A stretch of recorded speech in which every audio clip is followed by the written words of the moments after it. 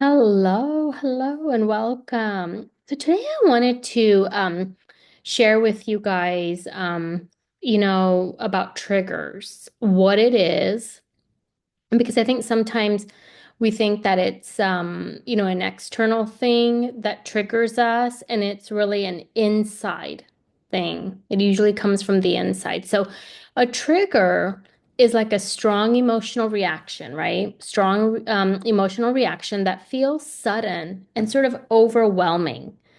Something happens in our day-to-day life, in our present. Someone ignores your text, gives you feedback, sets a boundary, and your body just like reacts so fast. And you might feel, shame, panic, rejection, rage, anger, any of those things. And you might assume it's the other person or that situation that's causing you to react that way. But the truth is, a trigger doesn't actually come from the external or someone else or the outside. It's really like starting on the inside. So, just to give more sort of context on it, what's happening is that your nervous system is not responding just to what's in front of you, right? But to what it remembers. So, yes, all these things could be happening, and that's why you're feeling triggered and this strong emotional reaction. But it's not just responding to just what's in front of you and what's happening, but to what it remembers, okay? So, a trigger is a moment where your past pain gets activated by something in the present. That small thing someone said, it might have echoed a time you were criticized harshly. That silence, maybe that you get, it may have reminded you of some sort of abandonment. That harmless tone, maybe it sounded just like a caregiver when they were disappointed in you. In that way, triggers are like time machines, right? They pull you into an emotional state from years ago, often from early experiences in our childhood, when you didn't yet have the tools to process or express what you felt.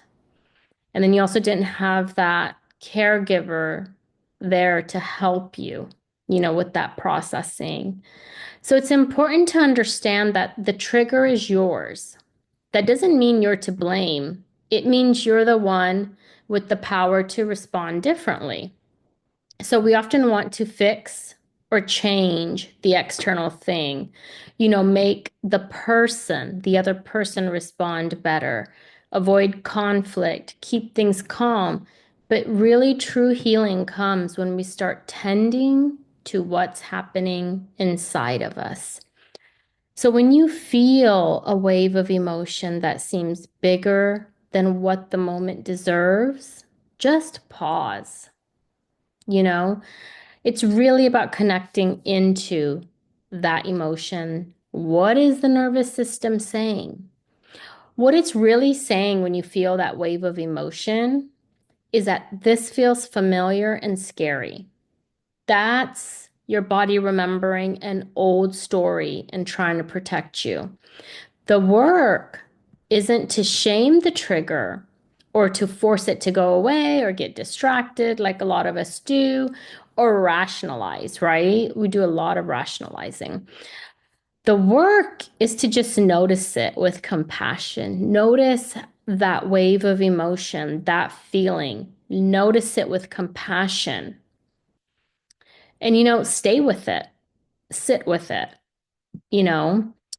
And to maybe say to yourself that this isn't just about right now.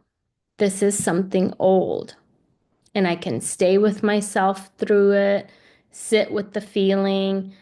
And honestly, when these big waves of emotions come, I always feel like the best way to process it is journaling.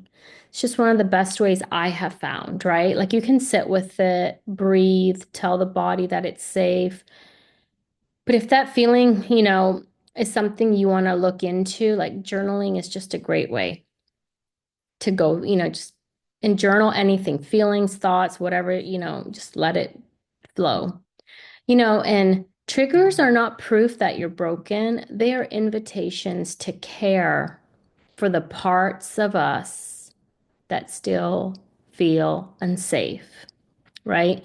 Triggers are invitations to care for the parts of us that still feel unsafe. So, stay tuned for the next, few videos. I'm doing a triggered but healing series. And each episode, I'm going to give you examples and just dive a little deeper into how to recognize and heal from some of these triggers, right? Offering tools and insights for greater emotional safety and growth. All right. Thanks, guys. Bye.